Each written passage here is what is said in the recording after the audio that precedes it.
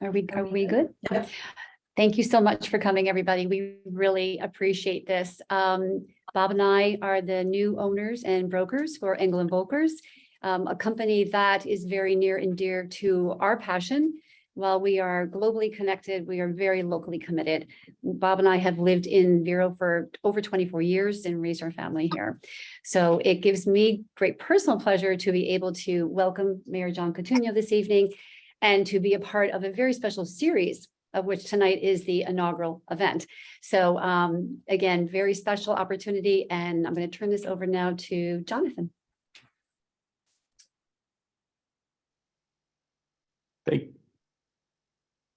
Thank you very much. Without further ado, I will share the survey results.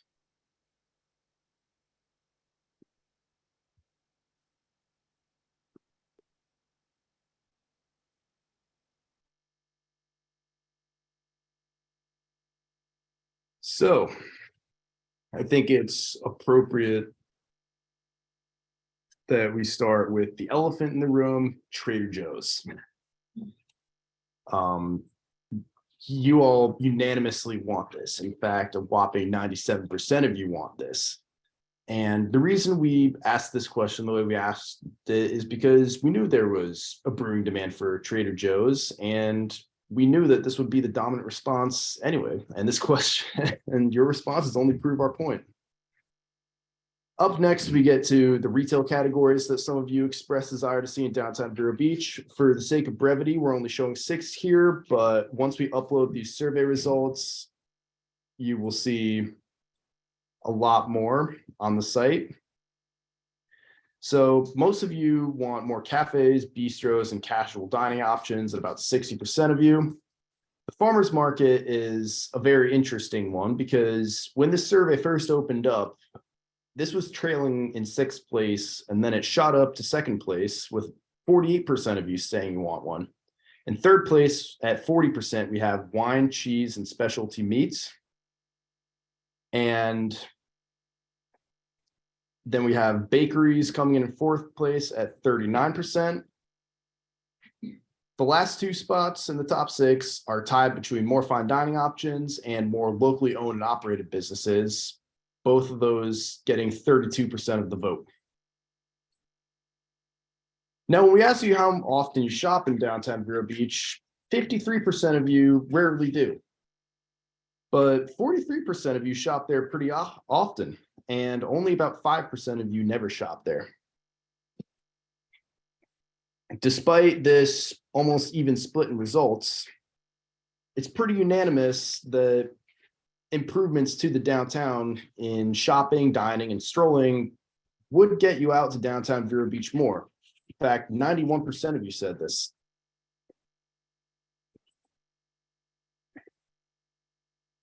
Most of you, 68%, live on the mainland, which is pretty good because downtown's right in your backyard. You're all stakeholders in the developments in downtown, and we appreciate that. And then, we want to hear from everybody, but it's good to know that 71% of you are city residents and voters.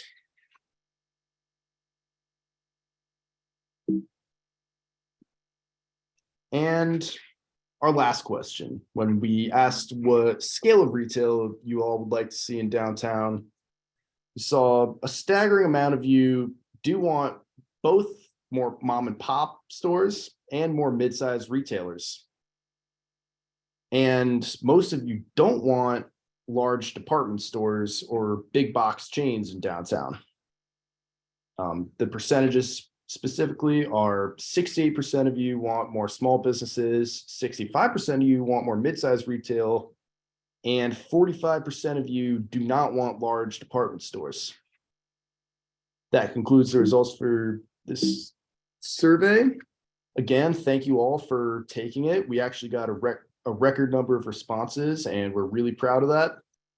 We'll be passing these results along to Bob Gibbs, and tomorrow you will find a more detailed version of these results on the Let's Talk Vero website. If you have any questions, let us know. And without further ado, let's turn this over to John Cotugno.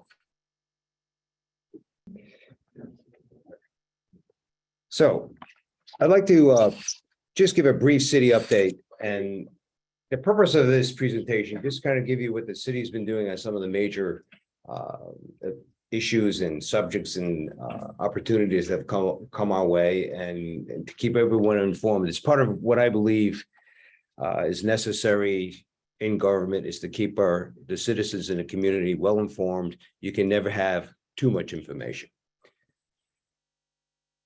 So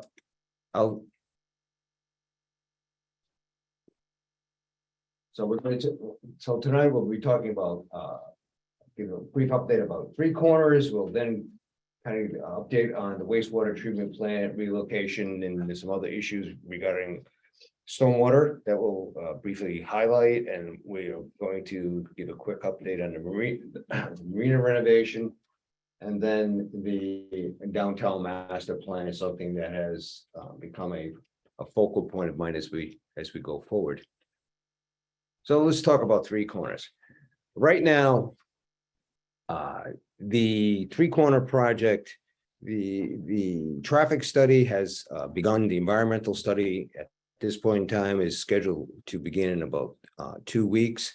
Based on information, the latest information we have, we should be able to get the information of planning and zoning as originally scheduled, which is about in the November time period. And so that because part of the process of getting Three Corners up to speed for developers is to make sure that we have it included and incorporated into the comprehensive plan that's required by state law.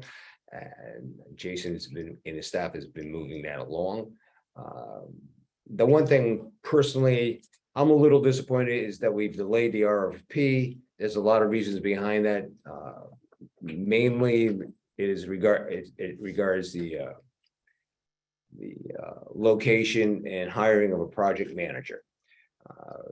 Everything you've heard about hiring people that you may have heard anecdotally, or heard on the news about being ghosted, people signing up for interviews, not showing up, getting an offer and never responding, getting an offer and then disappearing off the face of the earth has happened. So we are not reassessing, but we have alternative plans for that. It's very important that we do have a project manager to help Jason and his team. And then right now, if there was one somewhat setback, is the fact that the RFP is somewhat delayed. The water relocation plan. Right now, we got about 60% of the plans are done, and will be done, I should say, by July.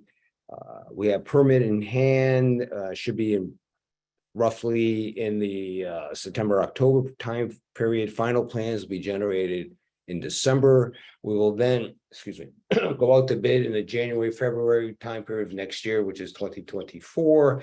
We'll award the contract June of 2024. Construction will then be approximately 30 months. And then we will be in a full startup mode around April of 2027. We'll actually begin some testing and preliminary startup around December of 2026. So right now, that project is as we originally planned, and it's going forward. Rob Bolton and his team has been championing that project, and as we go to one water concept in our community, this is an exciting project, by the way, regarding the whole state. This is not just something we should be excited about. This is really going to be a cutting edge plant servicing our community. The next thing is something that, again, initiated by Rob and his team is to take water out of the main canal and pipe that water over to the folks in Johns Island to be used for irrigation there. The intake project has begun. The structures have been ordered to begin that project. The pipeline is now in design, and will be then negotiating. We're in the process of negotiating. We need some easements to do subaqueous crossing at the Gifford Dock Park and Bee Gum Point. So those are in the processes of being negotiated. We will then proceed to the bid process, which will be in the August time period. We'll then go out to award contracts in 2023, probably in November, November that month, that year, this year, I should say. Construction will be 9 to 12 months, depending on, of course, supply chains. And then we'll water to the islet is now slated for approximately September of 2024.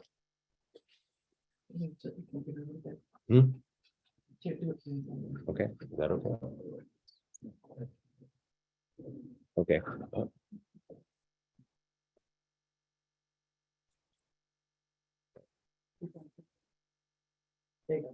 Okay.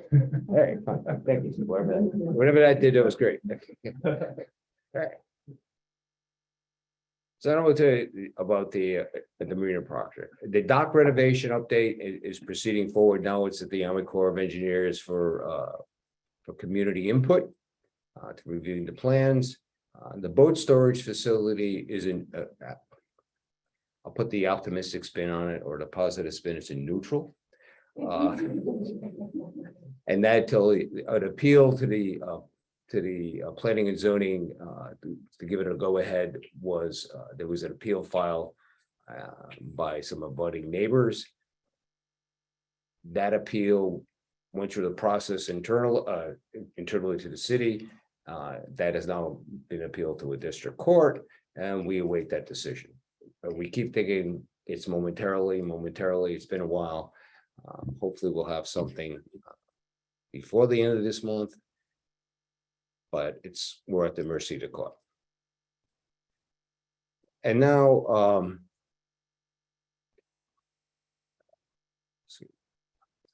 the city update here. It is a downtown master plan. It's something that this city council, most of these projects this city council has kind of inherited from previous city councils, which is good. We've kept the momentum moving forward on key projects that are very, very important to the city. One thing that I think this city council has done is begun realizing that the downtown needs a new master plan to be revitalized. So the first thing that we're going to do is the traffic study. The traffic study on the famous or infamous Twin Piers. By the way, if you're interested in that, the results will be revealed at the next city council meeting, the preliminary results. So come one, come all, and you will all get to view those together. The second thing is the retail study. You've heard that Jonathan and Irina had alluded to the Bob Gibbs study. It's a very important study because that study is going to determine what types of retail establishments downtown can support. And Bob Gibbs is, I never heard of him until this point in time, but he's famous within the industry. He did Naples downtown study. He did the one for Stewart. He also is the famous one is he did Disney Springs. So he's a person with a well-rounded background, great reputation, and highly respected within the industry. So this study will be probably done within the end of the month to the beginning part of July. So, we're waiting for this because it's very important to the downtown master plan. The third thing here is what we call workplace housing. Some people will call it affordable housing. It really is geared to the first responders, teachers, the hospital personnel, the service personnel in general. It's getting very, I know we're in a real estate office here, but for some people, it's getting very expensive not only to buy a home in our county, and even to rent a place to live. So we're looking at affordable housing. We're actually more geared to workplace housing to be located on the 13 acres, which the city owns, used to be the old nursery by the cemetery. The RFI in that, and we're going to do a preliminary RFI like we did for Three Corners. That should be out in August. Okay, and that's still on schedule.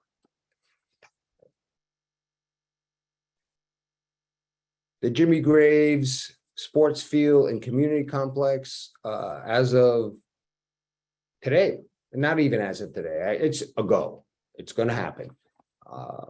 Everyone kept their fingers crossed, because that was a public-private partnership also. That involved, of course, the school department began with the donation of that field to the school department, and they deciding to put a track in it. This Vero Beach High School, believe it or not, doesn't have a regulation running track and associated field. So that's going to be they're going to now be able to host their own meets, which they can't do and which you can no longer do. They're going to have also lacrosse and soccer fields there. There's going to be facilities for changing and so on and so forth. What's important also, around the perimeter of that field, there'll be a community walking track, so people can use it within the community. But the thing that attracted me to this the most is going to have the first and only all-inclusive playground on the site, so that people who are profoundly handicapped can go and have recreation with their families and enjoy the outdoors. This to me is a community plus. That's really, and I'm glad it's in Vero, because Vero, we have, I think we take the lead in a number of things. We've become the county commissioners here, but we become the hub of the county, and we keep up our reputation by getting this all-inclusive playground. And then the last thing is the rejuvenation of Pocahontas Park. When this in a conversation that began months ago with the president of Piper, they wanted to do something for the community. They've been here decades. They're experiencing phenomenal growth. John Cotugno, who is the president of Piper, lives within our city. He participates in a lot of the events and athletic events, especially when his children were growing, and they wanted to give back to the community. So in a series of discussions, we got to the point of Pocahontas Park, and because in all the preliminary information that we received from one-on-one conversations, stop-bys of businesses, Main Street, Vero Beach got involved in this, and they did some outreach to some of the businesses and landlords in the area. Even though they tried to avoid the subject always came up with Pocahontas Park. And in the history of the park, and I know there's a number of people here who've lived here generations and decades. The park has a storied history. It has this great history. You talk to how many generations have been here. There used to be a bear in the park. They used to have an alligator. They used to even have a plane there at one time. And everybody has fond memories of this park. And where the community center was a baseball field. And this park goes even beyond the fact when the city was incorporated. So revitalizing this park and making, we call it the gem of downtown, and putting a sparkle back in the gem is very important. And we're going to be launching, we are launching a private-public partnership with Piper. The Source has come on board, and they have been cleaning and picking up trash.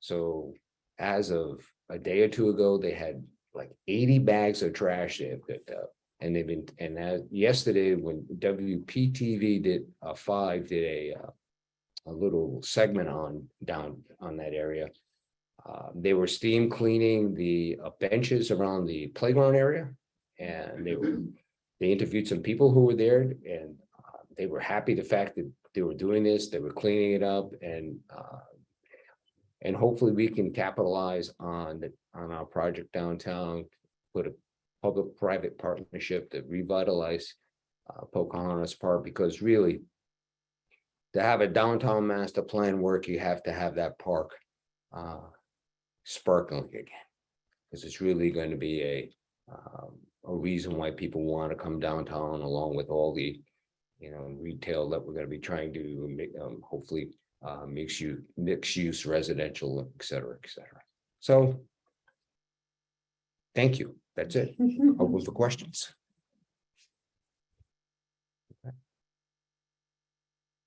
Any questions from the room? What are the next steps on the master plan? When someone's supposed to tie up, what's the next step forward? Good question. So the next question is the next steps for the master plan. As you see, I call it, it's kind of a puzzle. We'll put all the little pieces together. The next step, of course, is to get the master plan done. And what we'll be doing is we'll be putting Jason, who's the head of Jason Jeffries, who's the head of our planning department, will be putting it into the budget for next year. So there'll be budget dollars allocated for the master plan. While that's happening, of course, we'll be finalizing the retail plan. There's the first step of the Twin Piers study is done, but there's a second step of that study to be done. That will be brought up for discussion at the next city council meeting. And depending on how that discussion goes, we'll go to the second step, which includes community outreach to get feedback on the Twin Piers before we do anything. Again, and that's required by FDOT, because FDOT controls what happens at State Road 60. So that we euphemistically call it the Twin Piers, but it's State Road 60. So we have to get FDOT involved. So that will be the next step. Okay. If you can't find out, there's 2 questions in chat. Okay, so I see we have 2 questions in the chat. We have Heather Stapleton asks, in addition to the stormwater to irrigation, how else is the city looking at stormwater? That's a good question. Okay, sure. Right now, no, that's right. No, down. Here we go. Okay, all right. Sorry. Right now we're finalizing the stormwater master plan, and the stormwater master plan will be probably built sometime June, July time period, based on latest input from Matt Natsu, the head of our public works department, but it's heading up the stormwater utility. About 2 city councils will form the stormwater utility, and that stormwater utility in the last city council funded it through ARP money, and the American Rescue Act. Most likely it's going to be done again with ARP money. So it's been fully funded. We have money in the stormwater utility to help us match for grants. Right now we need a master plan from our consultant. And our consultant is in the process of putting together that master plan. And that will then come to city council for their comment, for their city council input. And then we will go forward, and the projects will be categorized, and they'll rank them, and we'll decide what projects that we'll be trying to do within the city, and then we'll go forward. So that's the nutshell of what we're trying to do with the stormwater. Jonathan, I'm sorry, Jonathan. Jonathan, I'm sorry, in the back of the room. Good question. Computers would be one of them, or maybe all of them have a microphone, echoing quite badly. I believe we fixed that issue. But if it's still bad, let me know and I'll fix it. Well,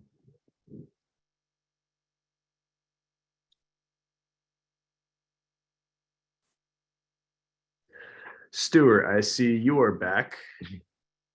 Hi, this is free Kitty to ask your Kennedy. question. Stewart is here. Can you hear us? We had a little problem with our system. I can hear you. If I heard this correctly, I wonder if you could just help me understand. Did I hear that the traffic study at the 3 corners was going to run in a few weeks, sort of into July? How is that result handled when July, August is so very different in traffic in Vero Beach as compared to January, February, March? Okay, that's actually a great question. And that's a question that's been asked by more than one person. How do you do a traffic study in the summer in Florida? Well, the issue in doing traffic studies, if you only geared them to the time when it was Florida busy season, you would never get a traffic study completed, because how do you do that? I mean, there would be so many traffic studies going on at once that you would never be able having the right amount of you couldn't have enough consultants to do it. So what happens is they've developed, for lack of a better word, they develop formulas, algorithms, et cetera, to extrapolate the data the hard data that they get forward, and the impact of when you add seasonal traffic to it. Then they look at the numbers that will be projected through the MPO organization of what the county's growth is going to be actually for the next 30 years. And they will look at those growth patterns forecasted by the county, which are readily available. They will then look at the current, the current traffic studies. They will plug that into their traffic models, and they will generate a series of charts based on traffic flow and based on the loading factors for those streets as a percentage of what those streets are going to be burdened and carrying traffic for. So there'll be a very extensive matrix of traffic load versus street capacity, both and this is addressing both the Indian River Boulevard and 17th Street, when it has to do with Three Corners, and also it's going to be similar to what we're doing for Twin Piers. Oh, well, that's great. That makes sense. I understand there is statistics in this, but is that going to write in what's about to happen for the 17th Street Bridge for the next 3 or 4 years? It seems that there's so much going on at the moment. What's the baseline? The baseline is, well, and what's happened at 17th Street Bridge is there's an alternative that potentially could happen there too. But I understand what you mean, because FDOT's going to be repairing that bridge. Yeah. That be shut down for, a year, a week, a month, or 3 years. It has a profound impact on that side of the island. I agree with you 100%. The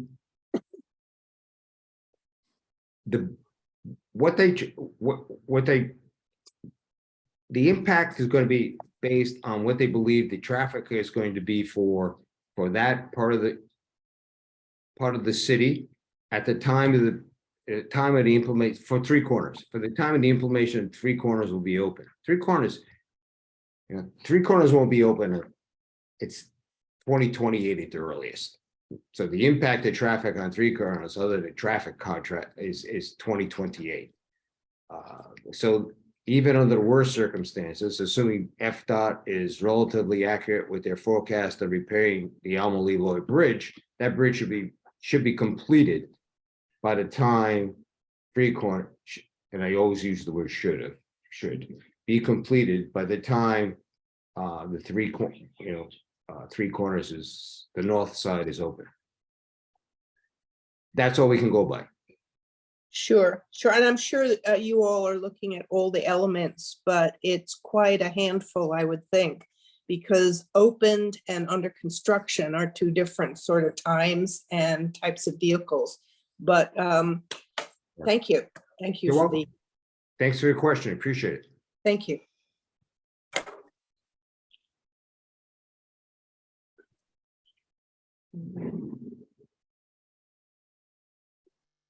We have a question from Helen Caseltine. What would constitute a mid-sized business? Back to the retail study. Can you give an example? would that be, we'd have, that's really what Bob Gibbs could tell us, but I think mid-size would probably be something along the lines of Vineyard Vines and Taylor. Lululemon, yeah, Smaller. mid-size, but not locally owned boutique. But not Dillard's. Sure. No. And someone says, you mentioned affordable housing, but what is actually happening there? I think you covered it. Well, Someone might have come in. briefly, there's 13 acres, which is the old nursery located at the base of 14th Avenue and Dixie Highway. That is, we're going to send out an RFI to see if there's any interest in workplace housing to be at that site. And then we'll decide, then the decision will be made whether that interest is genuine or not, and what can be built there, if anything. Okay. Well, I don't see any more other questions here, do you? Vicki, what do you have? Is that all rentals? That would be rentals for workplace? A good question. That TBD also. I think right now we're just trying to gauge the overall interest. There B 109, I think it was, that was passed, which became the HEROES Act, which made affordable housing more readily available throughout the state. That's the good part of that bill. The not so good part of that bill is it takes away some local rule, home rule, and it places surplus land, especially commercial and industrial surplus land, will be placed in a statewide database, which is be available to anybody who would like to make a proposal to develop that land for affordable, and it's a broad definition of affordable housing. I'm speaking primarily for myself, but I think this the city, we would like to control what goes into the city of Vero Beach as much as we can. We learned a lot from the storage facility on routes, on State Road 60, of how you need to be proactive to keep up the city the way you want it to be. And if you're not proactive, sometimes things happen that you don't necessarily were planning for. So we take this proactive tact of finding out what could go there and understanding that there is a need in the county. I also sit on the Affordable Housing Committee for the county. Okay. And we talk about this all the time. So there definitely is a need. We have a possibility of having it in Vero Beach. We would have a possibility of having it in Vero Beach, even if we didn't initiate this, because that land is going to have to go into a pool and somebody else could approach us on it. So I'd rather be proactive, what's available and see what we can do. And then, the community will decide it and along with the council, whether or not this is going to be viable for us. Okay, good. And then are there plans to bring benches back to downtown? I'm sure everyone knows why they were removed, but it seems very reactionary and doesn't accomplish anything except deprive people a place to sit. And then also, please treat the ant infestation at Pocahontas Playground. Did you know about that? Well, we were steam cleaning the hell out of them yesterday. I hope they did. But yes, you make Pocahontas Park back to where it used to, how it's remembered. You have to, you're right. The benches will come back in one way, shape, or form. I can't promise you they'll look exactly the way they look now. It could be maybe a different type of bench, but the benches will come back. I think, bringing the sparkle back to the gem, as we like to say, is not just renovating the park or changing it or cleaning it. It's also kind of making it more citizen friendly and more community friendly and making it more inviting, and benches are part of it. And Lee Sudbrink says, wouldn't it be awesome if downtown Vero could have the charm of old Naples? We get compared to Naples a lot, but I have to say, you know, we work with DPZ Co-Design who did the Three Corners Master Plan. We work in Naples. We work all throughout South Florida and all of these other communities, Key Biscayne, Naples, another one in South Miami. They all wish they could be like Vero. So they all say Vero's getting it right for all the complaints we have. I think, you know, as an old sales and marketing guy, you know, Vero has a brand. And we have, and when you have a brand, you like to support and defend your brand. And our brand is the lifestyle that we enjoy here, separated by the lagoon, but the lagoon is very important to us. And the whole, you know, when you go on top of the old power plant, you look over our city, you see a city of neighborhoods. And each one of those neighborhoods have a personality, and that's why, you know, people gravitate towards them. But they also gravitate to Vero, I think, because of the lifestyle. It's a style, you know, centered around the lagoon, but it's a style of the outdoors, friendly people, courteous people, cultural events, far beyond the size of the city. And that's our brand. You know, as long as I'm involved with city council and as the mayor, I will make sure we defend our brand and we keep it what it is. But you have to be proactive. You can't just think you can build yourself a moat or a wall. You know, everyone has their pet peeves here, but and then rest. You can't. Based on what happens in Florida with, you know, development and people coming in, what's happening around us in the county, we have to be vigilant and we have to defend our brand. And that's what we're trying to do. I get back to the downtown situation. People are saying that, you know, whether you call them homeless or unhoused, people are saying we're seeing a lot of homeless people, not just at the park. How are you planning to keep homeless people away? And I know you have the right answer for this. You've talked about it many times. Yes. If they work and earn money, they will just spend it on drugs and cigarettes. Well, as I like to say, solving the homeless problem is way beyond my job grade. Okay, I can't solve that problem.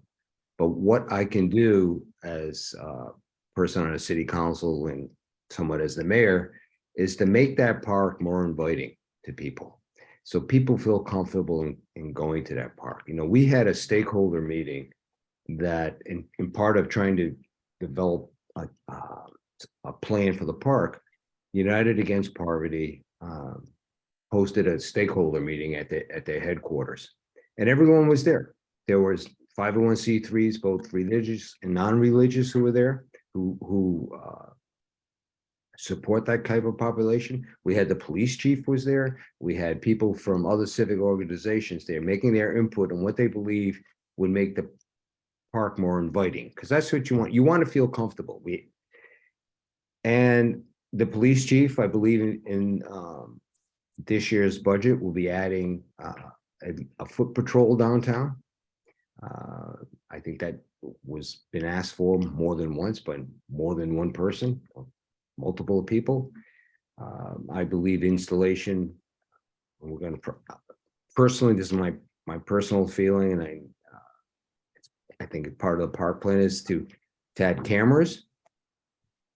And I think with cameras, with increased police patrol, enhanced lighting, better landscaping, better sight lines. I'll be honest with you, you won't eliminate the problem, but you will, I think, will make people feel comfortable in using their park. It'll be cleaner, it'll be more inviting. You'll have a feeling of safety there. And to me, that's the important, that's what the city council can do, and that's what I hope we can deliver on for the citizens. Someone just asked, cameras all over Vero Beach or just downtown? Down around the park area, because, you know, passive, you know, having a kind of a passive watchman, we'll call it, being there, at cameras and being monitored over at dispatch, I think is a good way, a passive good way, non-confrontational way of limiting the kind of contact some people want to avoid with that type of population. So I heard you say earlier that the traffic study with regard to twin pairs is going to be talked about at the next council meeting, which is the first part June of 20 at 9:30. yes, the first part of the study is, as I said, is about actually has been released. If anybody wants to look at it, they just go on the city website, go into city council agendas, toggle through to the appropriate area under city manager matters. You'll see it. You'll see the report. If you want I think it was- if you want an early view. That was an attachment to what I sent around today. So everybody has it already in their email, the Right. agenda for that meeting, and they can go to the city managers matters. Someone's asking if that's going to be a Zoom meeting. No, but you can go to channel 13 on You can that. go to channel 13 and watch it live as it happens. And one of the things that we know is very important surrounding those studies is community engagement, that Mhm. FDOT wants to know that the community supports it. So how are those meetings going to be noticed to the public There'll be, so that we can amplify that? depending what happens at Tuesday's meeting, the next steps are to go to a full-blown traffic study. That traffic study is where FDOT gets involved with the community outreach. There are minimum amount of community outreach meetings that have to be held. I have a feeling we'll exceed the minimum because of the, let's just say, interest in twin pairs and its impact on the downtown master plan. And there'll be plenty of input, I think, by the community. But how do we notice them? Who will be What- responsible for that? The city, FDOT will go through their process because they have a standard process that, they So have they to go through.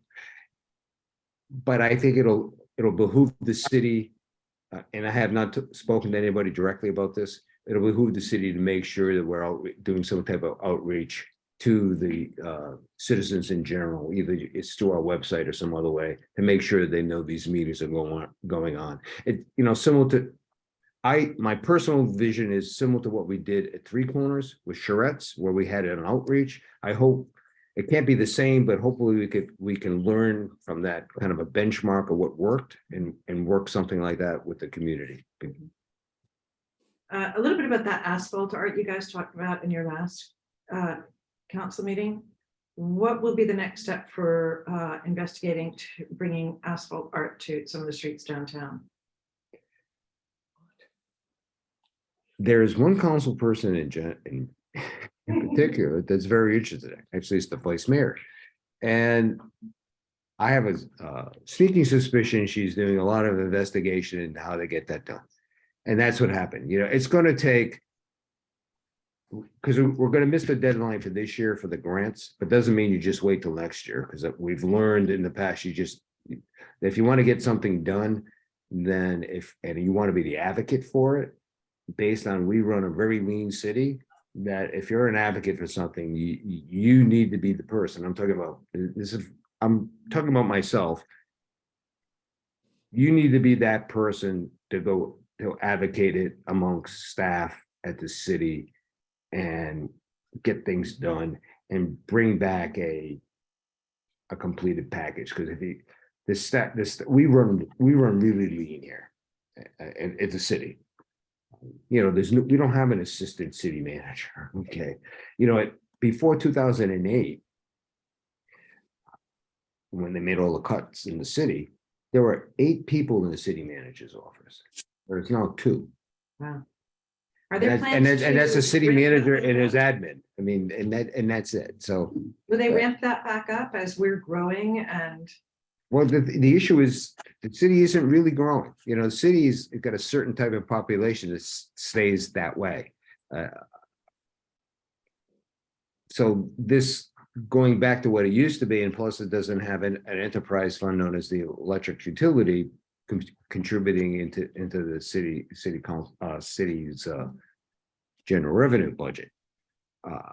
I don't think, the type of city we are, the type of county we live in, you're not going to see an excess of people in City Hall. It's just not in the DNA of the area to have that type of thing happen. So that's why I think projects need to be championed and moved along. My point of view. So I think that's it for questions, unless there are any Well, more. one more here, please. Sure. Oh, yes, it's Stuart Kennedy speaking. Thank you for all you're doing and your involvement with the community. It's very encouraging to feel that there is this involvement. But Vero Beach is the focal point in Indian River County. And there's lots of people outside the city who use the city's facilities. What sort of involvement do you have with the county people to make sure that there is a wholeness to the planning that's going on and it involves the whole county? Well, there's the MPO, which is a joint planning organization for the entire county. We're members of it. We actually have 2 members on it, and we're active getting involved in it. There's the Affordable Housing Committee I sit on. There's other joint committees along with the Treasure Coast that we're all involved in. The issue is that when the MPO decides to fund a project, they fund it based on what they believe is the county needs. The city has to look at the city as an entity unto it. We're a chartered city. Therefore, we can go our own chartered, our own planned way in many aspects. And we have to look at the impact that the county is having on us.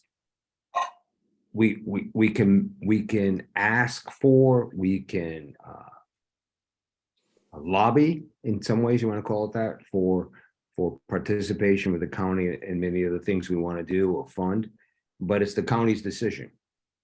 I try to maintain open communications with many of the county commissioners, and to try to tell them what our careabouts are and what we need. But they're making their decisions based on what they believe is the best for the county. Now, we are county citizens also, but they're looking, there are 17,000 people roughly. I'll round everything up. There are 17,000 people in our city, a city which is basically just infill at this point in time. There's no major projects for the city. There are 170,000, again, we're rounding, in the county, so roughly 10% of the population. But there's 100,000 people that use Vero Beach as an address, which is kind of an interesting thing. Even there are people living in Johns Island who don't use Indian River Shores. They prefer to use Vero Beach as their address because it goes back to what you highlighted. It's our brand, it's our reputation. It's who we are. And we just try to, we're at city. I know from my standpoint, the city council tries to do the best to make sure Vero Beach is heard at the county commission level, even at the state level for that matter. Last year, myself, city manager and city attorney, we went up to Tallahassee to lobby for some money for our wastewater treatment plant, and also some other situations would happen, some Senate and House laws that would have adversely affected our community. And we continue to try to do that. Thank you. You're welcome. We have a question from Mia. You can go ahead and unmute. Hey, not a question, Mr. Mayor. I heard you say that you're having problems with project management. I would love to volunteer and serve. I don't need money. I don't need fame, but if you need help, short-term or long-term, please get in touch. I won't bore you with my resume, but I assure you I'm qualified. Okay. Well, sure. Fine. Probably should have the meeting. We probably should have this sooner. Thank you. Okay, great. I think that's a wrap. unless there are any more questions, Thank you for everybody's time. Appreciate it. thank you all for Thank coming you. out. Coming out. Post the replay on the website tomorrow. Thank you. Nice way to end it right there.